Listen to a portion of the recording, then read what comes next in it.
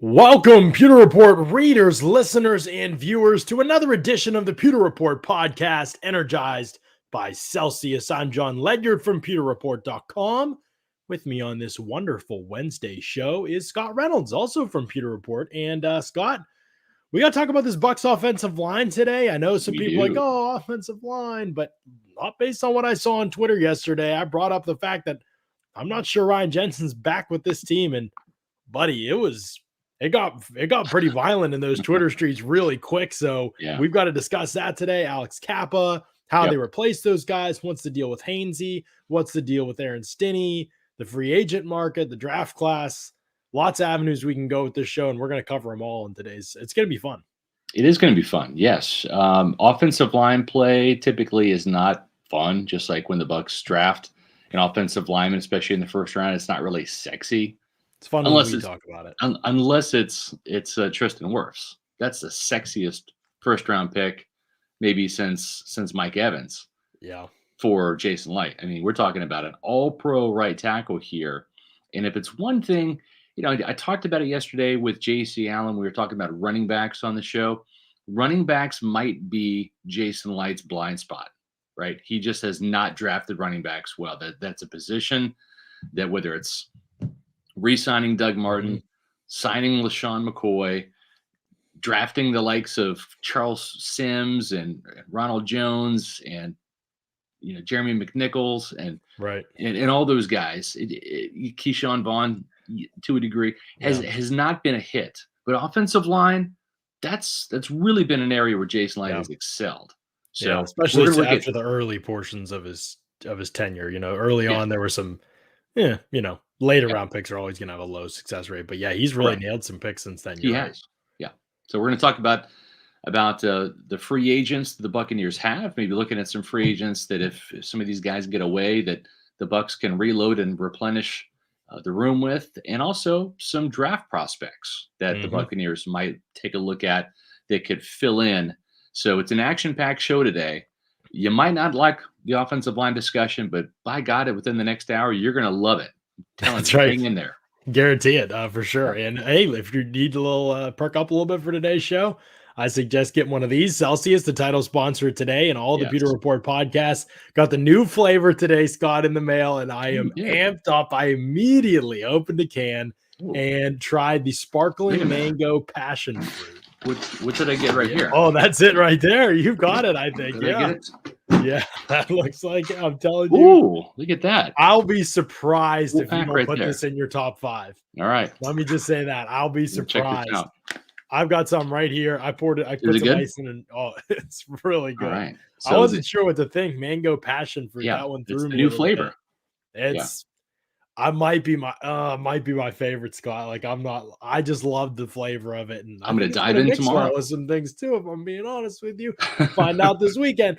But if you're interested, though, there's lots of great Celsius flavors that are out there, and you can check them all out. Here's a bunch of them up on the screen here: the Fuji apple pear, wild berry, strawberry guava, tropical vibe, orange, watermelon.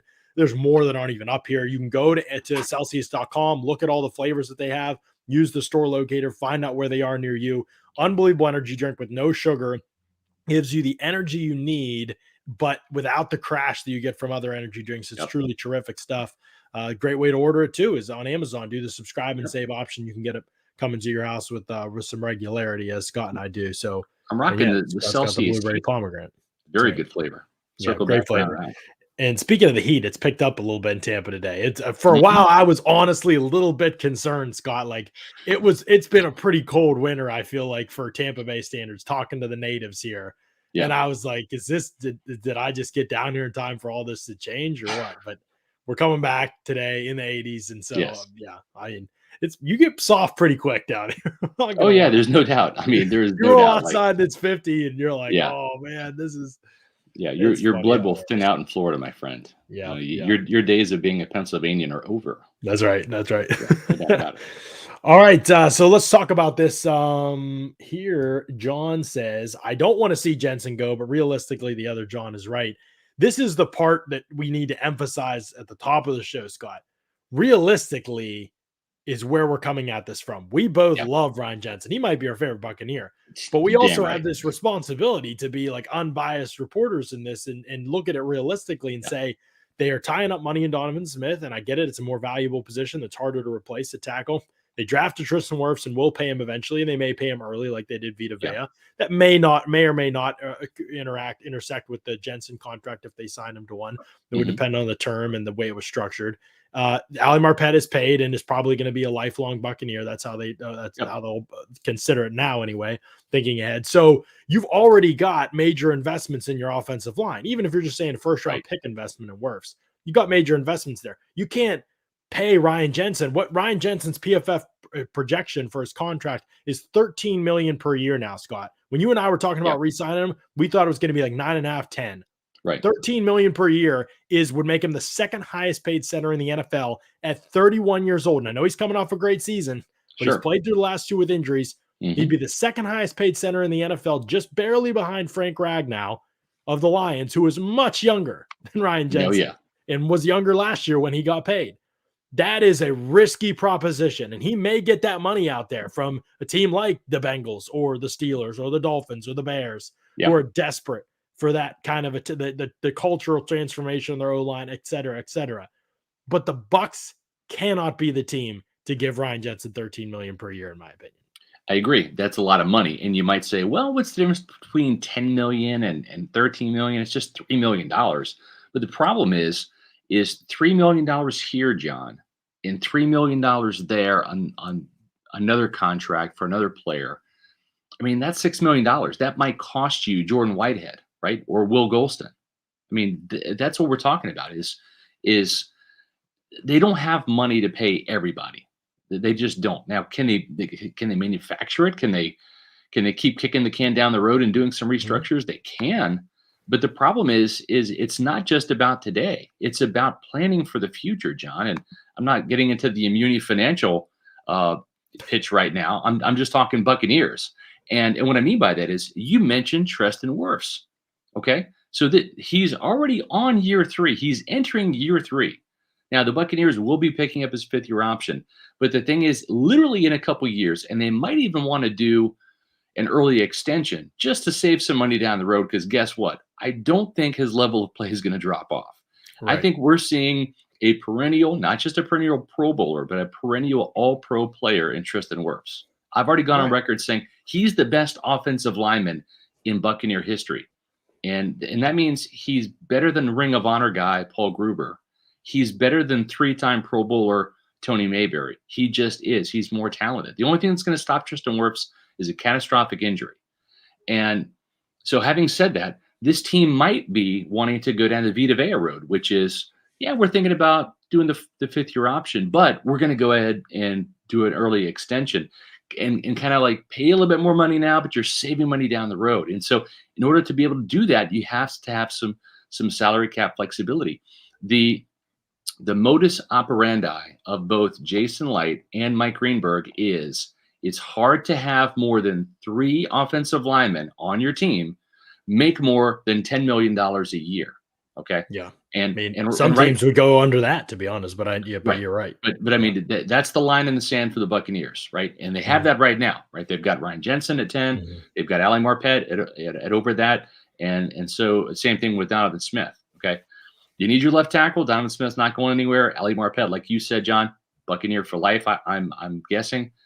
Yep. And so Tristan Wirfs is going to be the next guy to get a $10 million per year deal. And that's coming sooner rather than later.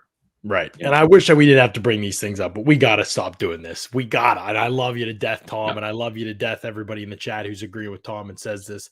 But like, you got to think for a second. Like, you think Tom Brady wants to come back and play football and has the desire to put all that into himself at 45 years old, and the Bucs bring back Godwin and Carlton Davis, whatever, like who we expect, those guys. But you're telling me the Ryan Jensen at 31 years old, not becoming the second highest paid center in the NFL by the Bucs, is going to be Brady's like, nope, I'm not coming. Like, I love football, 22 years, but this is the thing right here. Like, if I don't have this guy, like, even I love Ryan Jensen, and I think that that's just absurd. Like, you can get Bradley Bozeman, who started the last couple of years for Baltimore and been a good center for a fraction of the cost. Yeah. And I don't know what's going to happen. Jensen is definitely better than Bozeman, but there are centers out there. I mean, David Andrews, who played with Brady for years, was just chilling on the market last year. The Patriots get him back last second. Like, he's one of the best centers in the league. Like, this happens every year with interior offensive linemen. We have to, like, Brady is not an idiot. Like, this guy's been playing 22 years. He's seen the Patriots go through some centers. Like, he knows that this is a replaceable position. As good as Jensen is, he's great, but it's not the same as losing a Godwin or a Carlton Davis, where you could be searching for years and years to find a guy that can play. The reality is Jensen is a very good center. You can find a solid center for cheap. And if you have other elite players in your offensive line, the quality of play overall doesn't have to fall off that much. It's a bigger loss in a lot of ways, probably in the locker room, but depending on who you get, they could step in there. And also, doesn't Marpet and Smith and Wirfs, those guys need to be ready to carry that load in the locker room and things like that too. So the idea that Brady would be deterred from coming back if Ryan Jensen isn't on the roster, and Tom, we're not picking on you. It's just that you're not dealing with that a lot, and I get why people are saying and it needs because, to be addressed. Yeah, because the importance of the thing, but it's exactly. Here's the thing too to consider: how many years, John, has Tom Brady been the highest paid quarterback in the league? In his 22 years, how many years?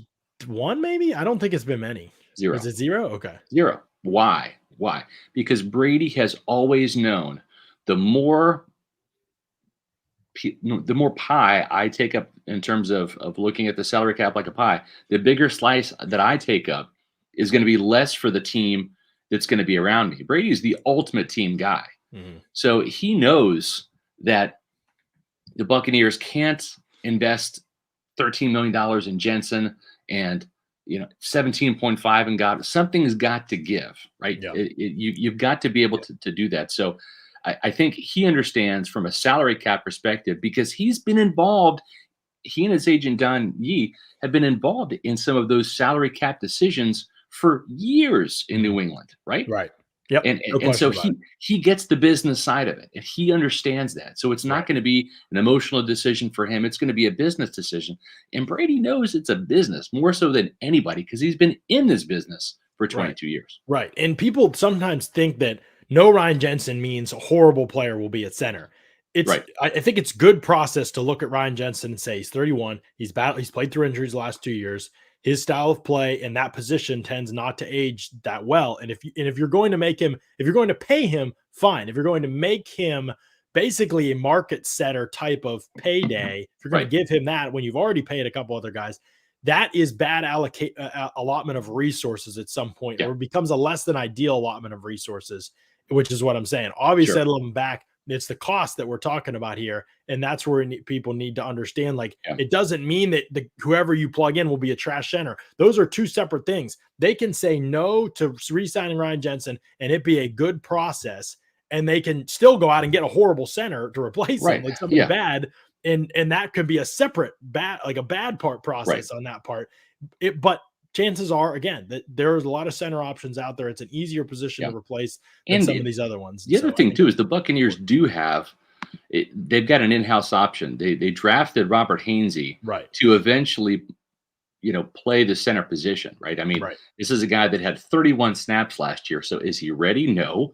But at some point in time, you got to take the training wheels off. And listen, whoever is the center, unless it's Ryan Jensen, unless they do decide to open the checkbook and just pay the guy, if they do go another route, right, and they don't bring back Ryan Jensen and they bring back a cheaper, lesser option at center, but a veteran, you would see Robert Hainsey compete with him, right, and let the best man win. It's not going to affect your salary cap either way, whether your starter is making rookie money and the guy that you maybe paid $5 million for is the backup, or whether the starter making $5 million is the veteran you brought in and Hainsey is a backup for another year.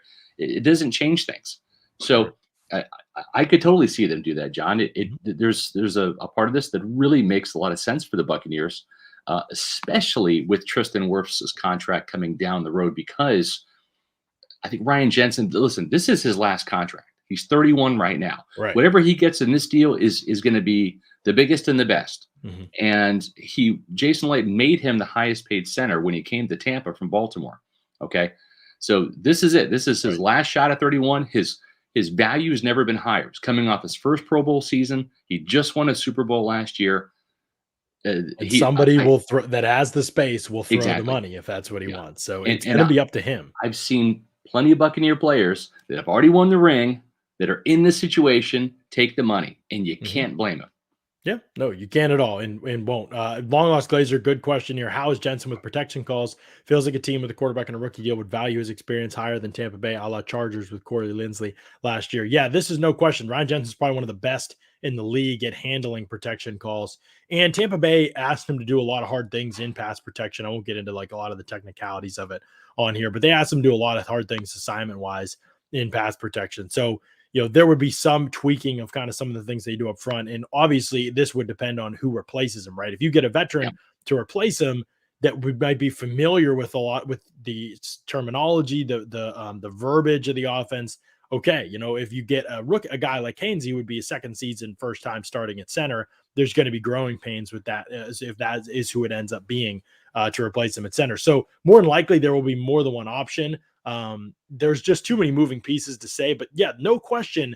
I think everybody was in a kind of an agreement that the Bucs are more likely than not to have some level of drop off at center. The problem is you can't have it be 100% drop off. You have to have it be like a 20% drop off in play from Jensen. And that's what's on the front office to find more affordable options that can still give you a good chunk of what Jensen gave you, but for less cost, and allows you to be better in other areas where you need to pay players like the secondary, where you haven't paid anybody yet, which is an important unit. Exactly right. And the thing is like I said at the top of the show, running back might be Jason Light's blind spot, but offensive line play, maybe it's his offensive line roots going back to Nebraska and his college days. That seems to be a position where he has really had some success. Okay. And the thing is with Jensen, remember, he was really only a starter in Baltimore for 1 year. And then Light made him the highest paid center in the league, really took a chance on him, right? And he's been validated. I mean, Ryan Jensen's been a dominant center.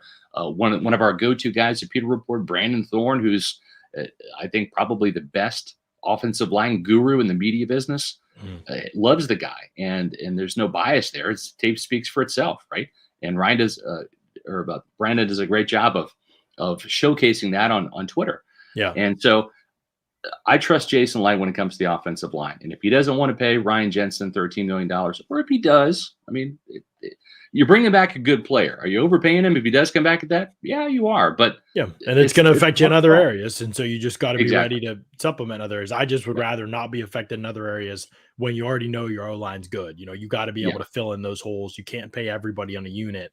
Especially when offensive line play is much more about the play of a comprehensive unit rather than it is having you're not going to usually have 5 individually highly paid stars on your offensive line. Right. You have to be able, think about the Saints, for example, when Max Unger moved on or retired, I can't remember what it was. And then it became a situation where they had to draft somebody to step in and to replace him. Yeah. And they had to develop that player. Eric McCoy then became that player, but they could not pay everybody up front was not going to last like that for forever. And then they made the mistake of paying a good but not great player in Andres Pete, who's frequently hurt, or as Pete got older, then he goes on and suffers season-ending injuries. And so it's like you need to be careful when you're in a situation like the Bucs, when you're in a situation like the Bengals, or because they have all this cap space, even though they were just winning the Super Bowl, or Miami, for example. You can afford to take those risks and say we're just going to throw money at you because right now we need to try something, in terms of being able to turn this group around. And frankly, they have Austin Jackson on a rookie contract there, and Robert Hunt, who they want to play, those guys, so they can afford to have one highly paid guy on the offensive line. But the Bucs already have that. That's where it gets tricky. Let's move to Alex Cappa, Scott. What do you think is the situation with Alex Cappa? PFF has him right now at a 9.25 per year, 9.25 million valuation per year. Still pretty steep. It's definitely more doable than Jensen, and Kappa's age should play a factor here too, because he probably is kind of getting into his prime, what should be his prime years here, rather than coming out of them like Jensen. He's put 2 really good seasons back to back, right? I mean, he had last year, I should say, in 2020, the Bucs Super Bowl season. Believe it or not, he was the only offensive lineman that did not allow a sack, and that was kind of his struggle the previous year in 2019, his first year as a starter, was he just didn't have the pass protection down. Mm-hmm. And you think, well, he was a former left tackle. He should be a little bit more well-versed in terms of pass protection. It's different when you're moving positions. When you're on an island at the left tackle position, working one-on-ones, that's different than being in a phone booth next to a center, next to a right tackle, and having to deal with not just the guy in front of you, but the nose tackle who's stunting and crossing your face, or the defensive end that's stunting and crossing your face. It's a challenge, right? And it took Cappa a year to get that down. He also worked incredibly hard and totally reformed his body. I mean, he looked in 2019 like an offensive tackle playing guard, right? And as you know, as people within the organization told me, it's like then he really kind of developed an ass, right? He worked on his trunk, his lower body, and he now looks like a guard. Right? The lower body was the area he needed to work on: the calves, the thighs, the glutes, his just core, and it really paid dividends for him in 2019. And then, or I should say 2020. Then he gets hurt, and you know what? To his credit, he came back and I thought had a really, really solid contract year, and has put himself in position to make some money. The big question is, how much is guard play valued in the NFL? You're going to see a couple of guards get huge coin in free agency. It always happens. Just like, you know, some of the skill position players. Running backs are kind of becoming dime a dozen now. Teams aren't paying running backs. I think there's still teams that are paying for quality offensive linemen, but there's going to be a couple of guys, and maybe Cap is one of those guys, that are going to get paid in free agency. And then you wait a couple of days, and that tier 2 market, that B market develops for the guys that didn't get the big money, right? And then they become kind of like the decent values. And I think that's where Cap is going to be.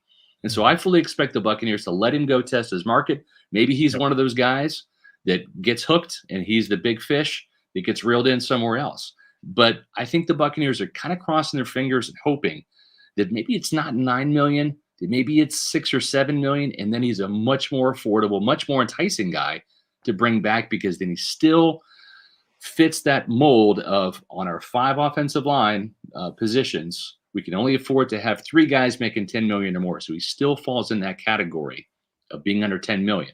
And I think you agree with me, John. One of these two is certainly not going to be back. It's either going to be Jensen or it's Cappa. Yeah. I mean, honestly, Scott, if you're asking me right now to bet, I don't think either of them will be back if I'm betting right now. And that could happen for sure. That would be how I would guess. You might be right about Cappa, and the team might have hoped to bring him back, but I don't know. I mean, he's played well a couple of years. Number. Yeah, I know that he broke that ankle in the playoffs, but really he hasn't missed hardly any time actual games in the regular season. That was there toward the end of the year, obviously. So the Bucs love him as a person. They do. Yeah, he's a tough son of a bitch. They love him. They love his style of play. They're proud of how he developed. He's a homegrown guy, 3rd round pick. Yeah, and they are. And I think they'd like to bring him back, but again, the cost is going to be a factor here. And unfortunately, there are just not quite as many good guard options as center. So it's a little bit harder to figure this one out. They have a guy in Stinnie. Remember, going into last year, they wanted those two to compete. And, you know, for a while, Arians was kind of indicating that Stinnie might, you know, have a chance to start there. And they still, I mean, Stinnie will be a free agent, but that's an easy re-sign, you know, cheap guy who hasn't played that much, who was easy. They brought him back last year, and, you know, they obviously can maybe plug him in there and expect him to play, you know, decently well, but it won't be handed to Stinnie. There'll be competition brought in. There are guys that, again, as we get into some of the free agents here in a minute, we'll mention a couple guys that I think could be maybe options for them. But I will say this. You're right, John. Let's just talk about Stinnie for a second. Leo, we appreciate the $5 super chat as always. For me, the two most important free agents on offense are Godwin and Jensen. Cappa can go. Stinnie is more than a viable choice to replace him. Here's the thing the Buccaneers have kind of done behind the scenes, and we'll see if it's going to pan out, right? They've developed Stinnie, and he's not going to get nearly the type of money that Cappa has, because A, he didn't beat Cappa out, and B, he only has a couple of games under his belt. And yeah, one of those was the nice playoff run he had. He did give up a couple sacks, but he still played reasonably well in place of Cappa during the Super Bowl run. But they have Stinnie in-house, and there's a couple of other guys that are kind of unproven. Now, they're going to keep Hainsey at center. They drafted him. He was a right tackle at Notre Dame. They moved him inside. But another guy that's an option is Nick Leverett. and he stepped in and got a little bit of playing time in that Indianapolis game. They're high on him, and they like his versatility. They played him a lot at left tackle, which was kind of odd in Got the a lot better, preseason, you know. But he's Yeah. a guard, and so I think Right. he's an option. They've spent time developing John Molchin, and sometimes these offensive linemen just need time to develop behind the Mhm. scenes. And so the Buccaneers have quietly stockpiled some guards that I think that they have some faith in. And you could see a battle royale between Nick Leverett, Aaron Stinnie if he's re-signed, and I think, like you said, John, he would be a cheaper re-signing. Yeah. And then Molchin, as well as Sedarius Hutcherson. And Hutcherson is a guy that ended up on injured reserve, got hurt in the preseason, but they really like him, especially as a run mauling guard. He needs to work on pass protection in his pass sets. But he played at South Carolina, and that's another name to kind of keep in the hopper that they like. So it's not like the cupboard is bare. It's just that the No. experience is bare at guard. Right. The experience is bare. And so, again, there will be some steps back probably in some ways, but it's not a unit wide disaster. Tackles are most important, and you Right. have your tackles and you have them for the long term. You have a star guard in Marpet who is coming off probably in their last game, one of the best games of his career, and now played against Aaron Donald and really one of the best seasons of his career. And so you are like, this is not a bare cupboard. You're not putting these guys out there next to guys that don't know what they're doing. That's where you see teams run into trouble. Instead, you've seen teams like the Chiefs, for example, in a lot of their ways in the interior offensive line, plug in rookies, even later round pick rookies like they did this year, guys who weren't first top 10 picks or first round picks or anything, and still maintain a pretty high level of play, especially on the interior for them this year. Seen the Packers do it year after year. They've had injuries on the inside. They've lost players. They've plugged in other guys, and they've played well because it's a unit thing. It's a coaching thing. It's a scheme thing. It's a culture thing, and you can plug in the right pieces and not miss a beat. So I get why people are acting the way that they are, because the Bucs are coming off a year in which they were arguably the best offensive line in the NFL when they were fully healthy. Right. But I also don't know that it is the end of the world if these things happen. I think that there will be bumps in the road for sure. But this is a team that can evaluate in the offensive line. They can develop in the offensive line. They've been able to plug guys in and survive before when those guys have been healthy, whether it's Leverett, whether it's Stinnie, even when Wells was healthy for the few moments that he's been healthy and had to play over the years. Like, even he's held up okay in some games. It's a lot harder to do a tackle. It's easier to do on the inside to find these guys. There are some options. I'd like to keep Cappa if it's possible, Scott. I mean, I know that it's possible. Again, I'll say this a million times. I know they can keep these guys if they want to. It is about the correct and the wise allotment of resources. That's what they have to look at. And we've talked about lots of other position groups. We'll talk about wideouts tomorrow, and that's a big one. That's one you want to sink money into if you're the Bucs offense. Like, you want to sink money into that position, even if it means paying two guys top dollar. You want to do that if you're this scheme and this offense looking to attract a quarterback to come in here. But you can have the offensive line with three studs on it and sacrifice a little bit at center and right guard. You should be able to do that and not fall off. And if you can't, in my opinion, it's on coaching or the quarterback more than it is in those, unless they're just horrible players.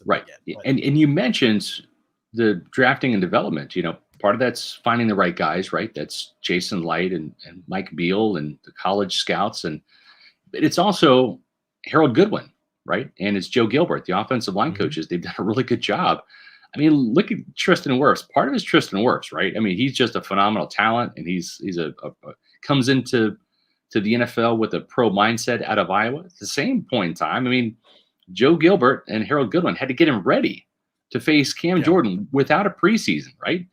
And by all intents and purposes, he had a Pro Bowl season as a rookie. He just didn't make the Pro Bowl because, he was a rookie. But this is a guy that has quickly ascended to that. And we'll see how Robert Hainsey's development is, right? I think that if Jensen doesn't come back, that it will be a 50-50 shot between Robert Hainsey, who was a third-round draft pick last year out of Notre Dame, and whoever they bring in to replace him, because it's going to be a cheaper option. It's going to be probably a $5 to $6 million guy as opposed to a $10 or $13 million guy. So I think they're going to want to, in the front office's mind and the coach's mind, both those guys are equal, right? Yeah. We are our homegrown draft pick invested guy and the free agent guy we brought in for experience. And duke it out in camp and may the best man win. Yeah. And there's a lot of, let's talk some prospects off this too here in a second, because I think that there's Some interesting options there as well. But first, I got to mention to people that Underdog Fantasy is the place to go right now. If you're coming out of football season, you're like, all right, I came out of football season, but I'm still trying to scratch that itch and get myself a little bit of money in my pocket here. Underdog Fantasy's got a great opportunity going on with this promo code Pewter, PEWTER, to double your first deposit. You can get in there right now and you can do the over-under player prop bets. That's one of my favorite things to do. The pick twos, the pick threes, so on and so forth. Lots going on there, but obviously football season over. You're looking at NBA options, NHL options, fights, all kinds of stuff like that. Is baseball still a thing? Is that still? When you say baseball, what do you mean? We'll check. We'll check with our sources as to whether I don't know what Major League Baseball. When you say baseball, I don't know what you mean. It's a game they used to play a while ago, at least, with a bat and a ball. And that's all I really remember from it. But anyway, that's still going on. Yeah, but people say baseball is America's pastime, and I agree. It is pastime. I mean, football is America's sport. Okay. Yeah. Time passes very slow when you're watching it. I know. It does. Anyway, you can place these over-under bets at Underdog Fantasy. It's a great opportunity. And there's lots of other games you can play over there too. There's tournaments. There's draft leagues you can get into now. There's draft-oriented leagues that you can get into, NFL draft-oriented leagues that you can get into now. So it's really cool stuff at Underdog Fantasy, and the app is awesome and easy to use too. So make sure you go over and check that out there.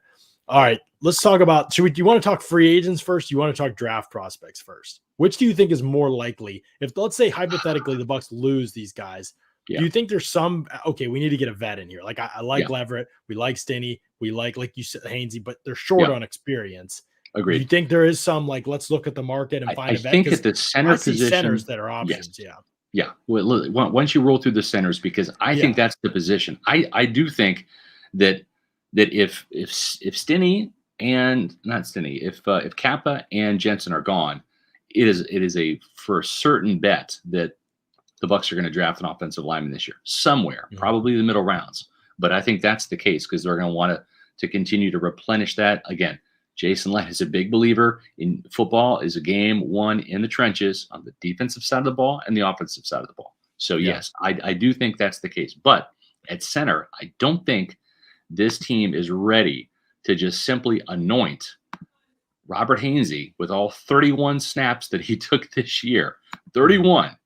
Okay. I mean, he had 10 pass snaps and 21 run snaps in very limited duty. So I don't think that this team wants to put all of its stock in Robert Hainsey, nor should they. So I think that's center exactly position is all of your stock. You don't want to put it in Hainsey. You could still 100% believe in Hainsey, but the reality is you haven't seen enough of him to put everything on him. So you need to. And who's the backup in case he gets hurt, right? So you're going to have to bolster the center position for sure. So you could go a little bit of a pricier option and look at somebody like a Ben Jones from Tennessee, who right now PFF's valuating, if he continues playing, he's an older player, at like 6.6 million per year, around 6 million per year for him. Been a good center for years, does mostly play in a zone heavy scheme. Obviously Tennessee did run the ball a little bit more, but they threw it plenty. I mean, I don't think it would be a huge change for him. So there's some vet option like that you could pick up. I don't think a guy like Brian Allen from the Rams or James Daniel from the Bears would be good fits. I also don't know how good James Daniels is.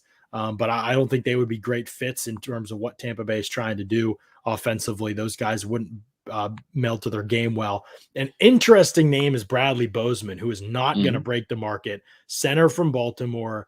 I think where they got Jensen from. Yeah, that's right. Exactly. And remember, Baltimore, some people are going to say, oh, that's a run-heavy offense. To a degree, sure, but there's still an offense that throws the ball a lot. He's played better every year that he's been there. I think he started for most of the last couple of years for them, at least the last 3 seasons he's played for them. And this was his best year yet. He plays in a gap-heavy scheme that would be similar to what Tampa Bay plays in. He is a grinder. He's physical. He's aggressive. He's the kind of leader character guy that you want on the offensive line in terms of his mental makeup. So I think that they would see some comparisons, honestly, with a guy like Jensen and potentially want to bring Bozeman in. Again, a guy that's experienced, smart, good player. Again, there's going to be limitations there with him. He's not an elite center, but he's a good center who's gotten better every single year. And it could be very similar to Jensen. We came off his best year in Baltimore and the Bucs signed him. That's a name I would definitely have circled on my radar if I'm a Bucs fan. That again could be a fraction of the cost, but could be still a very good player for them. So he's one that I'd have circled for sure. Now, I think Ted Karras is another guy is a veteran for the Patriots. Has been a backup and a starter. Great character, locker room guy.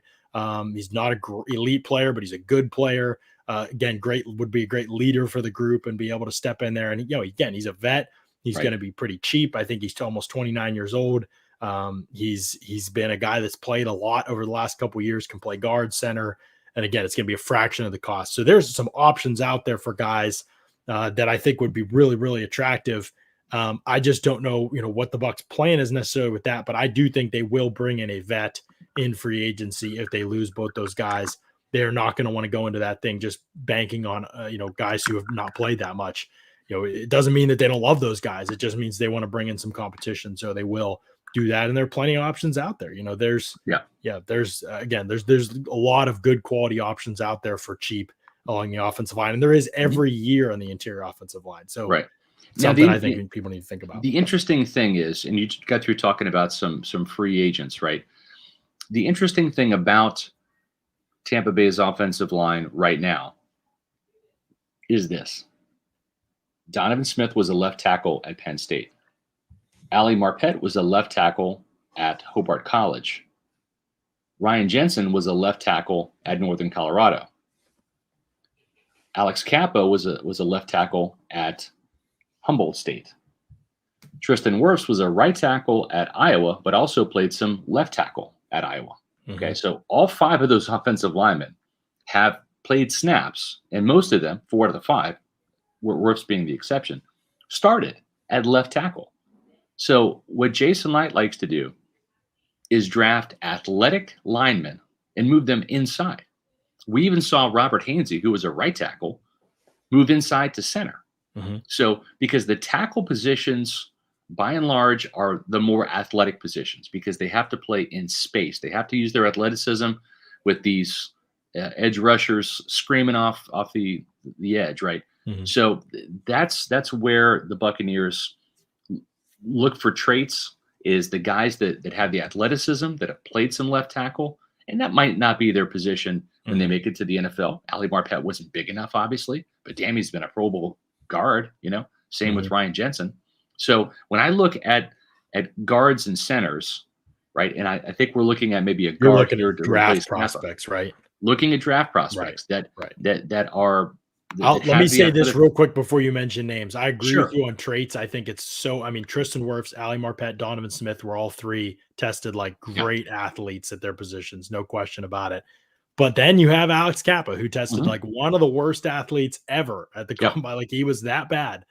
And yet a body size, athleticism, all of it. He was just terrible. His spider graph is like a dot. But yet the Bucs took him anyway because they believe in the mentality. So I will say traits are very high on their list, and they love guys who play tackle and they can move inside because they often have those traits. And Kappa did play outside, but I do think the first thing that's most important to him, and he made this mistake maybe with Beninock early on, is he wants to find guys who have that mentality, right? Who want to get after you, no doubt about destroy you. Ryan Jensen, Alex Cappa, nasty, right? We've seen Donovan Smith. I think Donovan Smith has probably played his nastiest this year. Yeah. Some of the blocks that Donovan had are just nasty. Right. 2 years I've watched, I've studied and been here. He's been Tristan Wirfs kind of the same way. I mean, he's a nice guy that will kick your ass on the field. Right. So there's no question. You're exactly right. Big part of what they look for.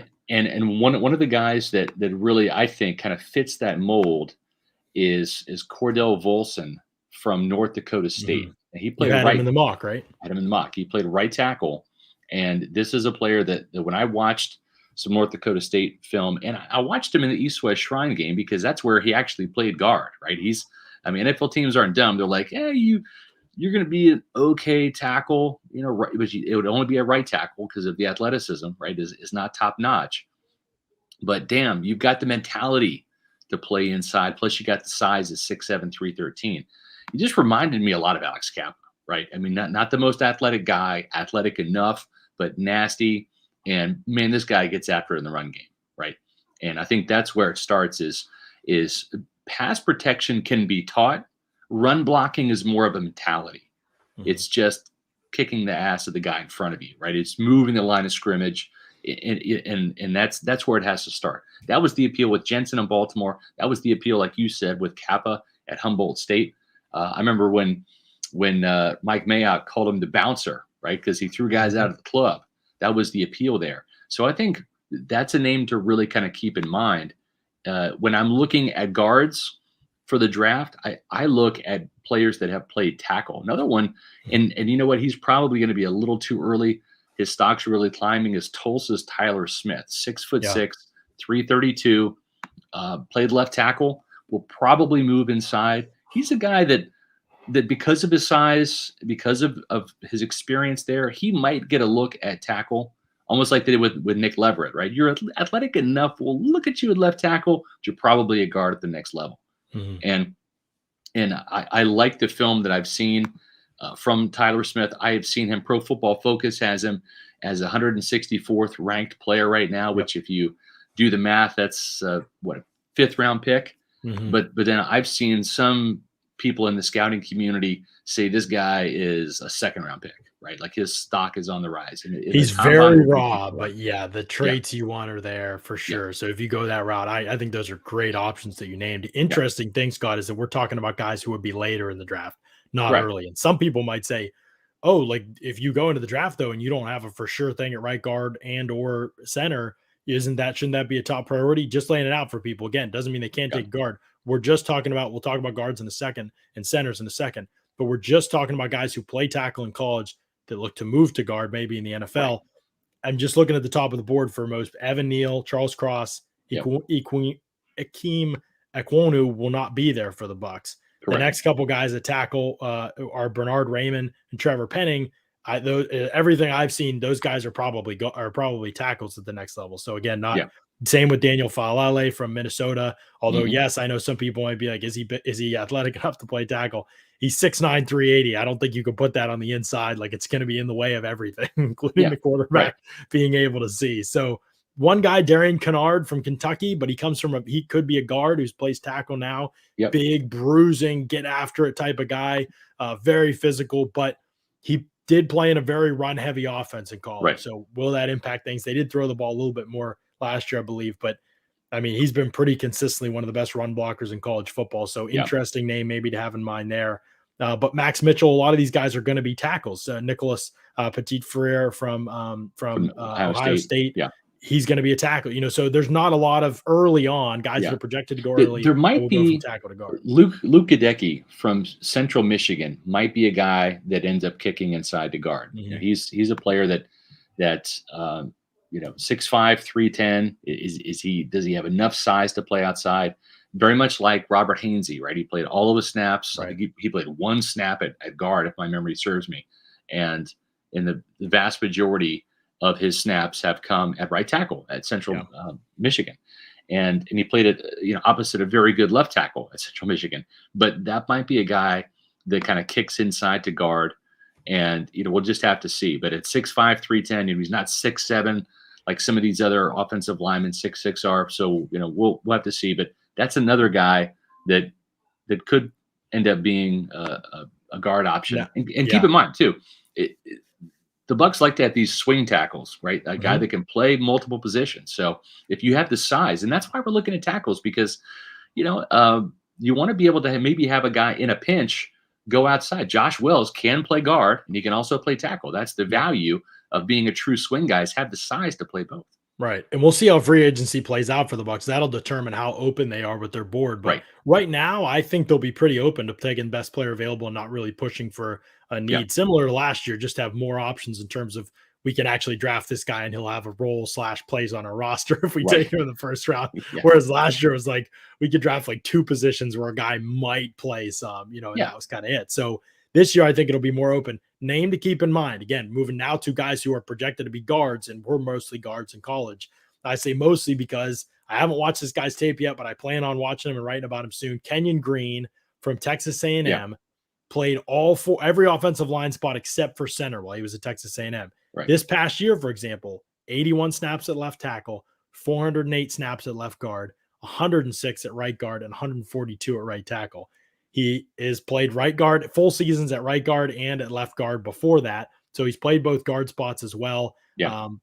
I think when you talk about guys that fit what they want, there's the position versatility that you have with a guy like Kenyon Green. There's also the size, 6'4", 325. Bucs will, go either way with size. It's not necessarily the biggest deal to them, but when you couple that with testing like he's expected to put up for Texas A&M, could be a very interesting prospect who might be on the board right around the 27th pick. We'll see what happens with interior offensive linemen, but he and Zion Johnson from Boston College, who are typically thought of as the top 2 guards in the draft, both of those guys have a chance to be on the board right there when the Bucs pick. That's kind of the sweet spot right now. We've got a long way to go until the draft. So it's very possible. I don't know if that position will be the highest priority for the Bucs or if they'll like the guys they have on the roster enough where they don't feel like they want to use a first-round pick on it. But if they love these players, might be hard to pass those guys up. They could get the top guard on the board the way that the draft has fallen for a lot of mocks I look at. Well, and the other thing too is, again, they might be looking at guards, but they might be looking at a tackle that they can move into guards. Trevor Penning, the guy from Northern Iowa. What were your thoughts on him? Because he was at the Senior Bowl, right? And people kind of going into that Senior Bowl thought he might be the guy that kind of blows up. And I thought he did okay. I don't think he hurt his stock, but I'm not sure that. Talking about Zion? No, Trevor Penning, the University of Northern Iowa. Yeah. The small. I thought he was okay as well. Yep. Yeah, he's okay, right? There's traits there clearly, but also 6'7", 321.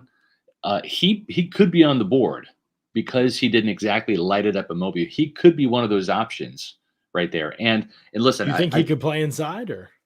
I don't know. That's the thing. Most teams see him as a tackle. I think so too. Yeah, right. And it just depends. I'm sure there's some teams that thought Robert Hainsey could play guard, and some teams that thought he could play center. Some teams that maybe viewed him as a right tackle. Sometimes the offensive linemen are the beauties in the eye of the beholder. He has the size to play tackle for sure at 6'7", 321, and that's where he's played. But at the same time, if he's there in your Tampa Bay, and he's a real quality guy that is, again, has played left tackle, and you might have a vacancy at right guard. Does he kind of follow that Alex Cappa mold and kick inside? Yeah. Could be. We'll see. I mean, teams like him, but he led college football in penalties last year, I saw. So that'll be something. Again, you like it in some ways. He's a ruffian. A lot of those are after. Yeah, he's a hooligan. Right. If I can say this, Cole Strange from Chattanooga, again, if we're talking later in the draft, get another body in there to develop in case these other guys don't work out. Right. Can improve the depth at the position, get guys to challenge for the backup spots. He could be a guy that's an option. 6'6", 301 from Chattanooga. I don't think he's 6'6". What did he come in at? No, they list him 6'6" here. He was not that big. Not necessarily that big. Good athlete, needs to continue to bulk up and put on weight. But man, he had a lot of fight in him. I mean, he got ran over by Travis Jones once or twice, but he also stood his ground a few times against Jones and other guys inside for a guy who did not look like a very big offensive lineman. So he could be an option too, kind of a Stinnie-like build, I think. That you can see. You mentioned Zion Johnson from Boston College, and he was the best offensive lineman, I thought, in Mobile, just from the film that I watched in the game itself. He was, yes. Yeah, and so that might be an option. We did have a question in the chat about Dylan Parham from Memphis. He's light, very small, 6'3", 280, 285. I think that Jason Light likes those bigger offensive line. I just want to quickly mention Shaggy, even though it's off topic, $20 super chat. Thank you, Shaggy. Off topic. If Rondé gets snubbed next year, we riot. We say this every year, but we should riot if that happens. But it probably will. We'll see. Okay, so we've run through some good options, I think, in the draft market at guard, in the options at guard. Now, center is a lot trickier. For example, the Bucs are talking about taking a guy who played all of his snaps in college at right tackle and playing him at center potentially next year, potentially as a starter. So how do you project for that? A move from tackle to center? I mean, typically you look for some physical measurements that might suggest a player's maybe not as long or not as quite as twitched up on the outside to play tackle. Arm length obviously matters to teams, but it can be difficult to project the move all the way to center. Sometimes you see tackle to guard, but all the way to center from tackle doesn't happen that often. So this one might be tricky. Let's just mention his name. There are very mixed results right now out there on Tyler Linderbaum from Iowa. Some people think he's the best center prospect ever, I've seen said. Other people don't think he's that good. They think he gets pushed around too much on tape. He is a smaller center. Some of the Jason Kelsey mold. He does have the nastiness from what I've seen, no question. He pinned Tristan Wirfs in high school at the wrestling match, obviously. Yeah, He is Tristan would strong. vouch for him. Tristan would love to see another Hawkeye here for sure. Right, but it is the Iowa thing. It is the Big Ten thing. It is obviously the connection with the school that they feel. And the question is, does Linderbaum make it that long? It is very difficult. First of all, centers fall all the time. Centers go down the board all the time. They I do. mean, Travis Frederick was end of the first round. I don't know if people would call him a fall. A lot of people thought that was a reach. He ended up being one of the best centers of all time for Dallas, but it was the end of the first round. So I'm not saying because of that situation happened, this will happen. I'm just saying that's a position that you might only have 2 teams in the first round who feel like they need a center or want to spend a first round pick on one. And if they like somebody else on the board, that guy could be a beast and he's falling down the board. So that could be what you have happen with Linderbaum, and we'll see how that goes. But if it happens, would be interesting. I think I've even seen him mocked around that range. I might have even seen a mock or two have him as a Buccaneer. There are some other good options later, but right now, Linderbaum, I haven't seen anybody put any other center in this draft in the conversation with him as maybe one of the top guys in the class. The other thing too is again, it's like just like with the quarterback position. We talked about this on Monday. The Bucs have a second round draft pick invested in Kyle Trask. It's not a high second round pick. It's not like the 34th overall pick, but it's still a second round pick, and you don't know what you have in him, right? Does it make sense to draft a center in the first round when you just drafted a center in the third round? And you don't know what you have in the third rounder. Now, maybe the third round is a third rounder, and the first rounder is going to play like a first rounder. And Linderbaum is a guy that steps in as a day one starter and gets the job done. I don't know, but I'm just saying it would be a little odd for Jason Licht to double up at a position that you can only play one, right? You can only play one quarterback. You can only play one center at a time. It's not like, in our first mock draft, we had Arnold Ebiketie, right, from Penn State, and you could sit there and say, okay, if Jason Pierre-Paul doesn't come back, whether it's him or Jermaine Johnson, whoever, if you get another edge guy to come in and he could see the field, right, as a rookie with a 3-person rotation with Shaq Barrett, Joe Tryon-Shoyinka, and of course Anthony Nelson's in the mix, but Nelson's entering a contract year. So you could make the case for, we're drafting an edge in the first round. I don't think it's going to happen, but he could see the field, right? He's going to get on the field. That's not the case necessarily at the quarterback position, right? You're not going to draft a quarterback this year when you drafted a quarterback last year. And if you're not going to play Trask this year, you're sure as hell not going to play your rookie quarterback this year.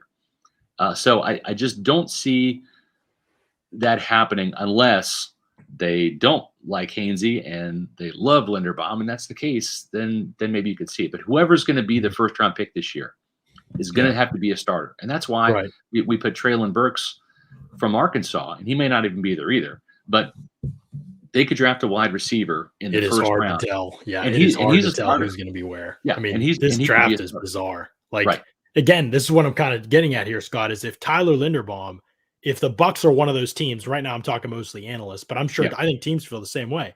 Some teams are going to love Linderbaum. Some teams are going to have him like we wouldn't take him in the first round, especially at that position. And if the Bucs are one of the teams that are like, we need a center, like this guy's one of the best centers we have graded out, and he's there, it's going to be hard even if they like Hainsey. Maybe they say, okay, Hainsey, you could play guard just as easily as you could probably play center, and you don't have to worry about snapping. It could be enough that they like him that they'd be willing to like change plans with. You're exactly right. If that was the case and they loved him and he happened to slide and he's there, then they say we got our starter, right? And maybe we move Hainsey to guard, and maybe he's a candidate there. We put him in the battle royale with the Stinnies and the Molchins and the Leveretts, et cetera, and the Hutchersons. But it might be a thing too where you're looking at, now you've got 2 centers. Now your depth is solid there. You've got 2 guys that can play. So it's true. And there's nothing wrong with having the depth. And if they find it in the draft, great. I'm not even necessarily pushing for them to draft anyone. Right. If they could get some of the free agents we talked about in, Bozeman, somebody like that, I'd feel fine going into the season. Like those guys should be enough to not be porous at those spots. It's going to, again, we talk about offensive line, and we giving you so many options that I think could be replacement. Someday they could be better certainly than a Cappa, at least. That could be a part of it. And Matt says Hainsey can't keep skipping leg day. I don't think you'll have to worry about Hainsey skipping anything, to be honest with you. This dude is fanatical. I think that's how Jensen described him about football. So he does have some twiggy legs. He did, but I think they were that's thicker by the end of the year. But even by camp, I felt like I think that's so. Yeah, I think this team's developed offensive linemen well. I'm not saying anybody in this team is going to be Jensen. Not saying that. It's just about cost efficiency. And right now, I think that's a place on their team where they need to be able to go with and find cheaper options cheaper options within the draft or free agency or on their current roster. And they need to be able to plug in some of those guys and still get above average play while excelling at the other three spots, or at least two of the other three, and being very good at Smith's spot. That's what needs to happen, I think. Well, the Buccaneers are not shy when it comes to investing in offensive linemen, right? They're just not. They've drafted well. They've drafted starters. There's a couple of guys in the hopper, Hainsey being the latest one that Jason Light drafted a third-round draft pick in. We've talked about some guys. They might invest some more draft capital in, John, this year, especially if they don't fill both of those holes in free agency by either re-signing Cappa and or Jensen or finding a replacement. But when it comes to investments, folks, there's one place to turn, and that's our friends over at Immuni Financial. At Immuni Financial, we help you live in the now. Dude, congratulations. We're so happy for you. Thank you. And even though the now may feel very different, you still need to plan for the future. How's retirement treating you? Oh, just fantastic. I know I say it all the time, but you really got to come up to Colorado. Let's do it. All right. Yeah. We can help you develop that plan to keep you on track, so you can still prepare for tomorrow, today. Immuni Financial. Plan ahead, stay ahead. Folks, Immuni Financial has helped me plan ahead and stay ahead. That's a fact. And I highly recommend you doing what I did, and that's calling Immuni Financial and setting up a free, no obligation consultation with their financial experts. Because managing your family's wealth means more to Immuni Financial than simply allocating your assets. It means legacy planning, brokerage and advisory services, retirement accounts, college savings accounts, and insurance services. With over 40 years of experience in the Tampa Bay area, let Immuni Financial help you plan ahead and stay ahead. Give them a call, 1-800-868-6864, or visit them on the web at immuni.com. That's Immuni, AMUNI.com. Tomorrow might be the pod people are waiting for, Scott. We got wide receivers and tight ends on the docket to talk about. I believe Matt and I think Casey are going to be on the pod with me tomorrow. So we got lots to talk about, a lot of ground to cover. Chris Godwin we'll start off the show talking some Chris Godwin. So make sure you're in here around 4, because we've got actually some things we've heard to talk about with Chris Godwin, as well as some reports that are starting to bubble up out there. We wrote some of that too at pewterreport.com today. You can check out some of those most recent thoughts. Some late breaking news when it comes to Godwin is that the Buccaneers have had some preliminary talks, but they're not close to a deal.